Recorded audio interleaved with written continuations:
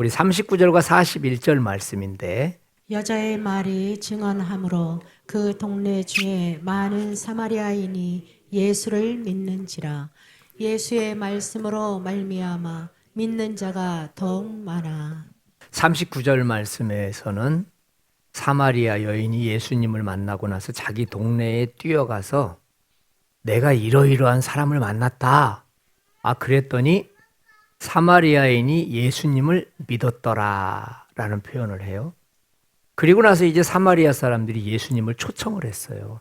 그러지 말고 아예 그냥 저희 마을로 오셔가지고 저희에게 말씀을 전해 주십시오. 그랬더니 한 이틀, 3일을 유하시면서 거기에서 이제 41절에 보니까 예수의 말씀으로 말미암아 믿는 자가 더욱 많아졌다. 그런데 여러분 오늘 이제 살펴보고 싶은 것은 무엇이냐면은 사마리아 여인이 예수님을 전했을 때도 예수를 믿었다라는 말을 썼고 예수님이 직접 말씀을 가르치고 하나님을 가르쳤을 때도 예수님을 믿었다라는 말을 썼어요. 전도하고 간증해가지고 예수님을 믿은 그 믿음과 예수님을 직접 만나고 예수님 음성을 듣고 예수님 말씀을 배우고 나서 믿은 그 믿음이 같은 것인가? 다른 것인가? 이제 오늘은 이 부분을 한번 생각을 하고 지나갈 것입니다. 여인이 예수님을 전했을 때 그들이 믿었더라라는 그 믿음이라는 단어와 예수님께서 말씀을 가르쳤더라 그랬더니 믿었더라라는 그 믿음이 동일한 단어를 쓰고 있다는 것을 알 수가 있어요. 자, 모든 믿음은 다 같은 믿음일까요? 여러분들은 어떻게 생각하십니까? 교회 다니는 사람들이 가지고 있는 그 믿음은 다 동일할까요? 아니면은 사람마다 차이가 날까요? 우리는 다양한 방식으로 교회를 찾아 나왔습니다. 사실 이 중에는요, 부모님의 권유나 혹은 어떤 친척이나 특별한 사람들의 강요에 의해서 믿음 생활을 시작하신 분들도 있습니다. 실제 우리 안에는 그런 분들이 있어요. 그러다 보니까 교회 가기 싫은데 억지로 교회를 나오고 또 내가 교회를 좀 편하고 싶을 때 가고 싶은데 그렇지 못한 또 그런 경우도 있어요. 또 어떤 분들은 요즘처럼 유튜브가 얼마나 SNS가 발전했어요. 그래서 간증을 듣는다거나 또 유명한 목사님들의 설교를 들으면서 와, 진짜 하나님이 살아계시는구나 하면서 마음에 감동을 받아서 또 믿음 생활을 시작하시는 분들도 실제 있습니다. 부모님을 따라서 나온 믿음은 믿음이 아닐까요? 억지로 하는 믿음은 믿음이 아닐까요? 또 간증이나 설교를 듣고 마음에 강한 감동을 받아서 내가 신앙생활을 해야 되겠구나 하고 나온 그 믿음은 믿음이 아닐까요? 그리고 예수님을 뜨겁게 사랑하고 예수님을 만나고 예수님의 말씀을 삶 속에서 실천하는 그런 아주 열정적인 사람들, 또 그 믿음은 믿음이 아닐까요? 다양한 방식으로 교회를 찾는 믿음 생활도 있고 또 다양한 사람들의 믿음 생활도 있습니다. 그래서 교회 안에서도 보면은 믿음의 크기, 믿음의 형태가 아주 다양해요. 어떤 믿음은 또 쉽게 흔들립니다. 또 그에 반해서 어떤 믿음은 견고한 믿음도 있어요. 절대로 안 흔들립니다. 겉으로 보기에는 저 사람이 신앙생활 하는 사람인가? 저 사람이 정말 제대로 하는 거야? 근데 어려운 일을 딱 당해보고 나면 누구보다도 견실하게 신앙생활을 하는 그런 특이한 분들도 있어요. 그러니까 믿음이 없는 것 같았던 분인데 실제 어려운 일을 당해보니까 누구보다도 그 속이 단단하다라는 거예요. 오늘 본문에서 사마리아 사람들은 바로 이 두 가지 방식으로 예수님을 믿고 있어요. 사마리아 여인의 이 간증, 증언을 듣고 나서 이제 나 예수 믿습니다 말했던 사람들. 그리고 또 그것에 만족이 안 돼서 이제는 예수님까지 초청을 해가지고 예수님 말씀을 직접 듣고 나서 또 믿는 사람들. 성경은 이 두 경우의 사람들을 모두 같은 믿음의 사람들이다라고 이야기를 합니다. 이제 저는 이 짧은 시간에 그렇다면은 이 믿음은 정말 같은 믿음인가? 아니면 차별이 있는 믿음인가? 이 부분에 대해서 한번 생각을 해보려고 합니다. 자, 먼저 같은 믿음인지 차이 나는 믿음인지를 알려면 본문으로 들어가 봐야 됩니다. 39절에 보면은요, 그 동네 사람들 중에 많은 사람들이 예수를 믿었다라는 말을 썼을 때 그 믿음이란 단어를 저 단어를 씁니다. 피스티오스라고 하는 단어인데 거기에다가 앞에 있는 엡실론을 붙여가지고요, 이 부정형이 되어졌어요. 앞에 있는 엡실론이 붙으면은 과거형이 되는 겁니다. 그래서 부정이라고 하는 말은 과거라는 뜻을 가지고 있어요. 그런데 거기에서 이 부정 과거형 3인칭을 썼는데 믿는다라는 말을, 그럼 부정 과거형 3인칭은 어떤 의미가 있냐면은 어떤 특별한 순간에 내 마음속에 믿음이 탁 들어왔다는 거예요. 그러니까 이거는 과거의 어느 시점에 믿음이 내게 들어왔다라는 뜻이에요. 그러면 사마리아 여인이 복음을 전할 때 사마리아 여인의 간증을 듣고서 사람들이 감동을 받았는데 그 감동을 받았을 때 마음이 활짝 열리면서 아, 나도 예수님을 믿어야 되겠구나 라고 하면서 이 부정과거 3인칭이 복수로 딱 들어온 거예요. 그렇다면 이건 어떤 의미가 있냐면 그때 믿고 나서 그 다음에 특별한 일이 없었다는 이야기예요. 그러니까 그냥 나는 그때 믿으니까 이제 믿는 거야. 이런 의미를 가지고 있어요. 그런데 이제 41절에 가보면은요, 예수님의 말씀을 듣고서 믿는 자가 더욱 많아졌다. 그 믿는다라는 말을 쓸 때 39절에서 썼던 믿는다라는 말과 이 41절에서 쓰고 있는 믿는다라는 말은 동의어를 쓰고 있어요. 여기서도 똑같이 사용된 것은 부정 과거형을 쓰고 있어요. 같은 동사를 사용합니다. 그러니까 예수님의 말씀을 직접 듣고서 그들의 마음의 문이 활짝 열려서 예수님을 믿었다. 근데 이제 우리가 살펴봐야 될 것은 사실은 42절이거든요. 41절에서도 그 사마리아 여인의 말을 듣고 감동을 받아서 예수님을 믿었습니다. 그것도 그때 믿었습니다. 바로. 그리고 오늘 이 41절에서도 예수님께서 직접 말씀을 하시니 그 말씀에 감동을 받아서 그들이 예수님을 믿었습니다. 그런데 바로 42절에 가보면 단어 하나가 좀 달리게 나옵니다. 자, 우리가 믿는 것은 똑같이 믿음입니다. 그런데 이 믿음이라고 하는 단어를 어떻게 쓰고 있냐면 부정과거형으로 쓰고 있지 않고 현재형으로 쓰고 있어요. 그래서 현재 직설법이라는 것인데요.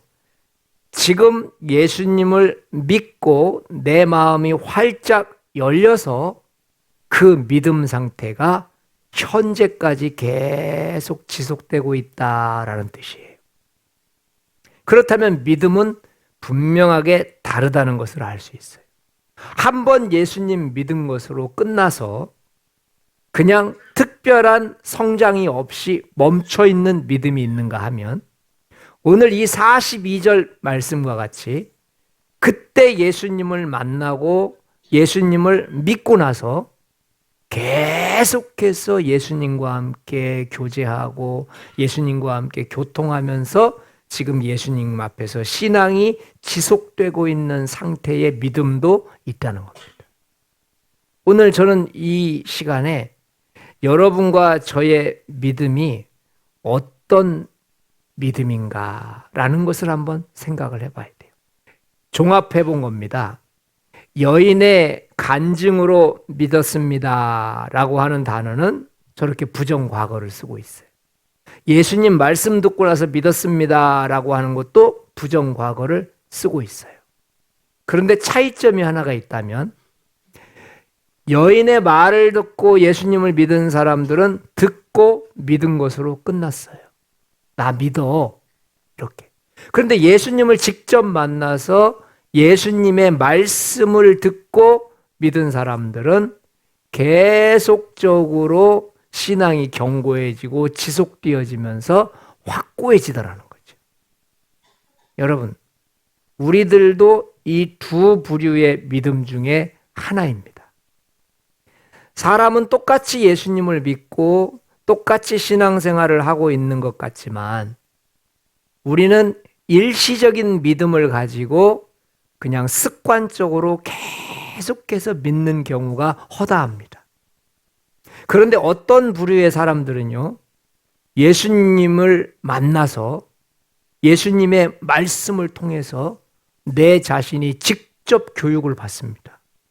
그래서 성경에서는 이런 말들이 많이 나와요. 성령의 인도함을 받아서, 그리고 네가 알지 못하는 것을 성령이 가르쳐 주시리라. 바로 말씀으로 만났을 때 나타나는 증상들입니다. 신앙은 두 부류입니다. 예수님을 한번 믿고 나서 멈춰버린 신앙이 있고, 예수님을 만나서 계속해서 성령의 교통을 통하여서 신앙이 성장하는 부류가 있습니다. 그러니까 우리들은 결국 이 안에 앉아있는 우리들은 두 부류의 신앙 상태가 있습니다. 나는 예수 믿어 하고 나서 멈춰져 있는 신앙이에요. 그 신앙은 예수님 믿는 것으로만 만족을 하지, 내가 천국 가는 것으로만 만족을 하지, 그 이상에 대해서는 아무 관심이 없습니다. 하나 더 관심이 있다면 굳이 예배에 나와서 참여해 주는 것으로 만족합니다. 그런데 여러분, 두 번째 나와 있는 이 믿음은요, 부정과거형으로 믿기는 예전에 믿었지만, 그런데 지금 현재까지도 계속해서 성령님이 나를 움직여가고 있는 상태를 말합니다. 이런 분들은 신앙이 계속 성장할 수밖에 없지요. 왜냐? 성령의 교통함을 통하여서 내가 잘못했을 때 나를 책망해 주시고, 내가 잘했을 때 나를 격려해 주시면서 내가 계속 하나님의 길을 갈 수 있도록 하나님이 이끌어 주시기 때문에 그렇습니다. 오늘 저와 여러분은 이 두 가지 믿음을 한번 생각을 해봐야 됩니다. 한 여인의 감동적인 간증을 통해서 갖게 된 이 간접적인 믿음, 그리고 예수님을 직접 만나서 그 말씀을 통해서 갖게 된 직접적인 믿음입니다. 그래서 믿음은 이렇게 두 부류입니다. 간접적으로 가지고 있는 믿음이 있어요. 그래서 전도대에서 이 자리에 왔고, 또 특별한 어떤 권유에 의해서 이 자리에 와 있어요. 그런데 주님과의 직접적인 만남은 아직 경험이 없습니다. 그것도 성경에서는 믿음 있는 사람이다 이렇게 표현을 합니다. 그리고 또 한 부류의 사람은 직접적인 믿음입니다. 처음에는 남에 의해서 전도되어져서 이 자리에 왔는데 시간이 지나면서 자신이 직접 말씀과 예수님을 만나는 겁니다. 그래서 자신이 말씀으로 양육을 받고 자신이 예수님과 교통함을 통해서 더 깊어지는 믿음, 직접적인 믿음이죠. 현재 우리 믿음은 어떤 상태에 있습니까? 누군가는 간접적인 믿음 상태에 있을 겁니다. 부모님 권유, 가족, 친구의 권유를 따라서 교회에 나오기 시작했어요. 그리고 간증을 듣거나 설교를 듣고 큰 감동을 받아서 이 자리에 나왔을 수도 있습니다.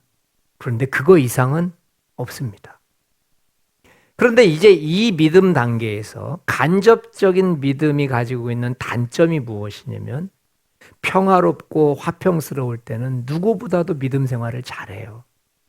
그런데 조금만 어려운 일이 생기면 금방 힘들어집니다. 순식간에 모든 것을 포기하고 다 끝내버리고 싶은 마음이 끝에서부터 들어옵니다. 저는 지금 여러분 간접적인 믿음이 좋다 나쁘다를 말하는 게 아닙니다. 여러분과 제가 대부분의 분들은 간접적인 믿음에서부터 시작합니다.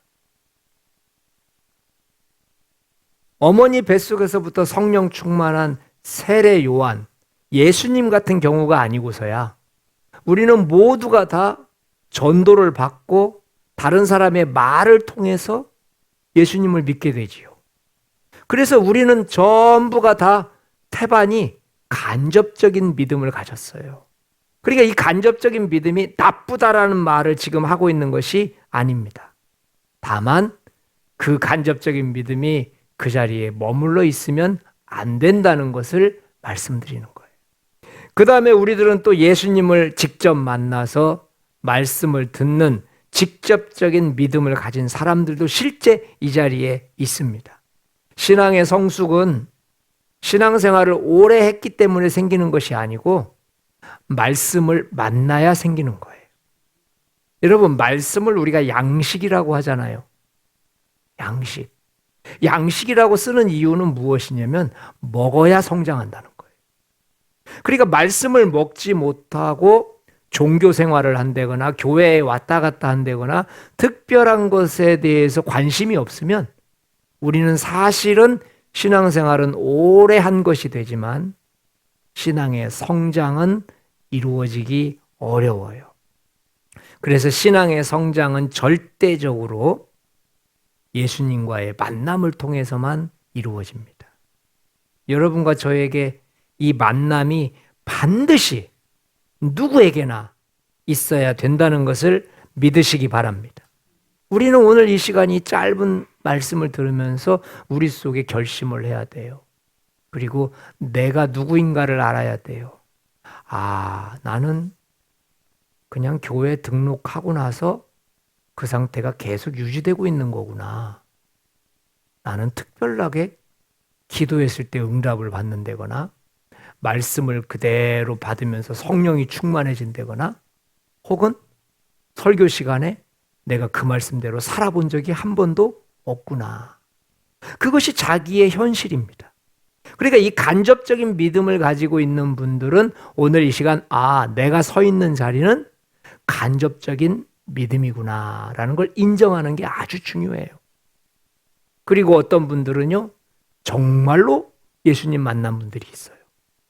예수님과 대화도 하고 교통도 하고 말씀도 함께 나누면서 그리고 대소사 집안에 무슨 일이 있으면 기도하면서 성령님과 함께 교통하면서 서로 의논을 왔다 갔다 하면서 하나님 의견을 여쭙고 또 내 의견이 하나님 앞에서 또 이렇게 상달되기도 해요. 또 그런 분들도 있습니다. 그런 분들이 있다는 것은 거기에 만족하라는 뜻이 아닙니다. 그것이 신앙의 끝이 아니고 더 깊은 신앙의 단계가 있다는 것을 인정하는 단계가 돼야 될 줄 믿습니다. 여러분과 제가 우리 자신의 현 주소를 발견한다는 것은 가장 지혜로운 거예요. 여러분, 신앙이 성장한 것 같은데 어느 날 불같이 분노하고 있는 자신을 본 적이 있으십니까? 이 정도로 오랫동안 신앙생활 했는데 오랜 시간 주일 예배를 드리고 수요 예배를 드리고 또 헌금 생활을 하고 충성을 하면서 내가 하나님 앞에 살아왔는데 어느 날 특별한 사건 앞에서 나이가 이성을 잃어버리고 분노하고 화를 내고 있는 내 자신을 본 적이 있느냐는 거예요. 그때 우리는 우리 자신을 볼 수 있어야 돼요. 신앙이 멈춰져 있었고 정지되어져 있었는데 특별하게 누가 흔들지 않으니까 나는 계속 신앙이 성장하고 있는 걸로 착각하고 있었구나. 왜냐하면 마음이 평안했기 때문에. 사람의 신앙은 어떻게 평가되는지 아십니까?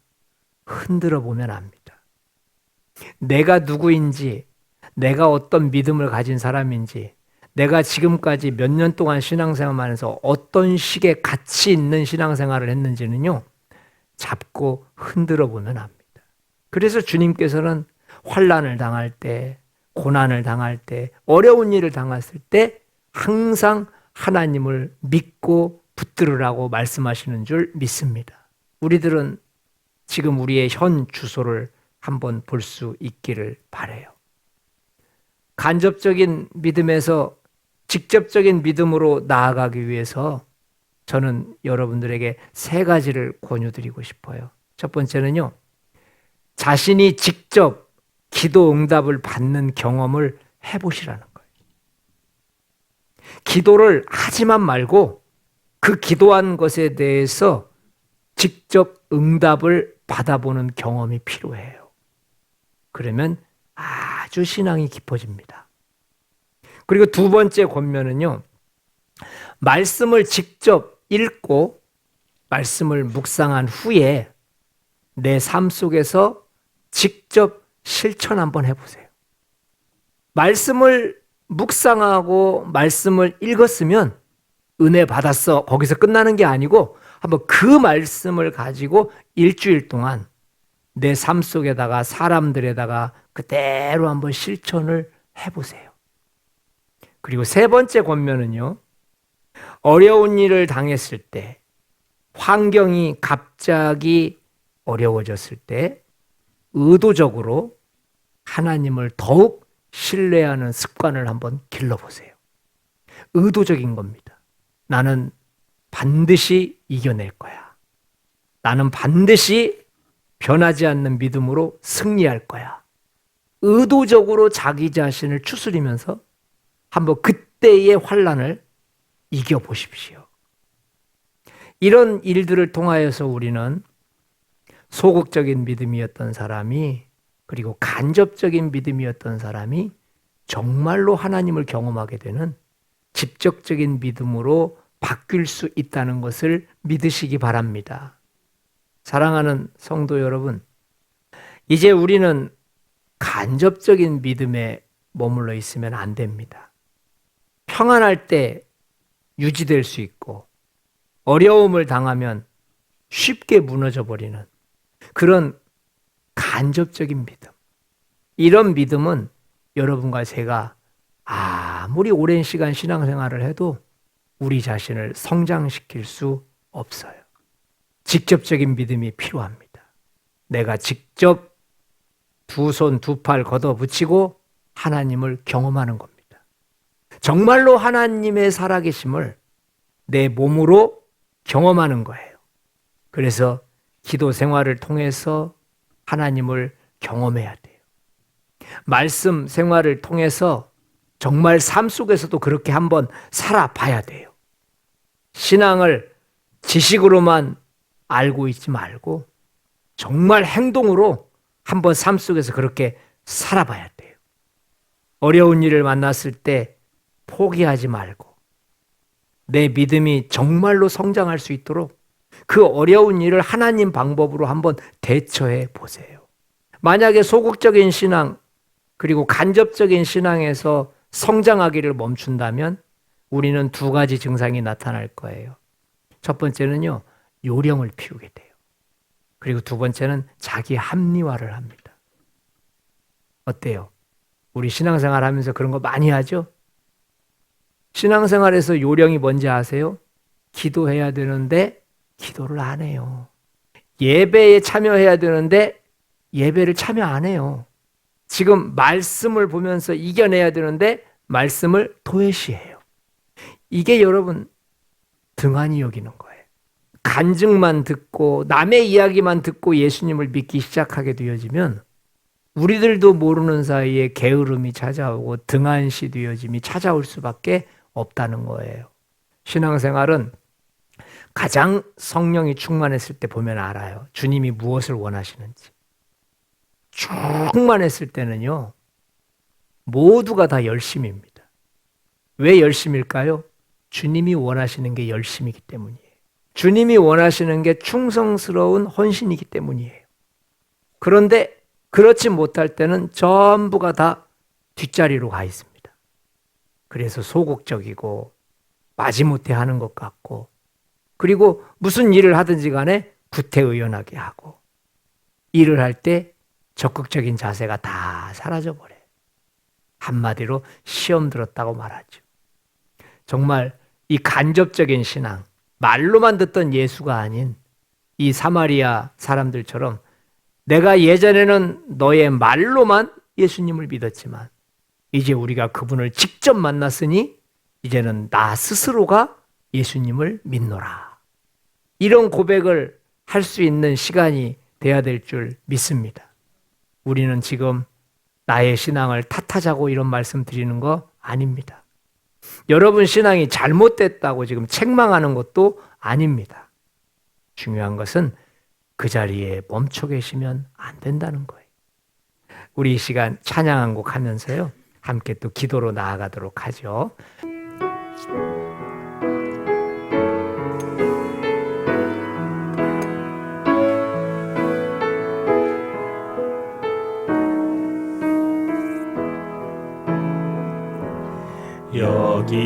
여기에 모인 우리